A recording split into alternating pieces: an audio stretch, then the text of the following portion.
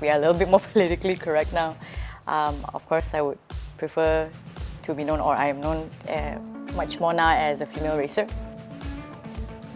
I realized that there was a world out there of racing motorsports. I discovered how much I loved it, and I didn't feel intimidated at the time. I felt like it was the most beautiful thing I'd ever seen. At that time, to me, really impressive, really inspiring, and I told myself I wanted to ride just like them. Motorsports and racing is a rich man's sport, and they always call it a money pit.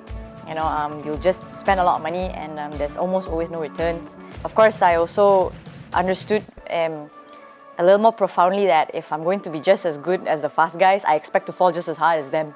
I think that having physical injuries will sometimes deter some people, but it's never done that for me. I still have the metal plate in my arm. I'm still racing, and I've already also broken my collarbone. I've crashed my face, but I'm still here. This is what makes me happy, and of course, scars are something really physical and really visible. There are things that I cannot hide. I think for a very long time, it's always been, I guess you would say, constructed, or it's always been entrenched in us that scars are not something nice to see on a lady. But I think ultimately that beauty is something that you seek within yourself at the same time.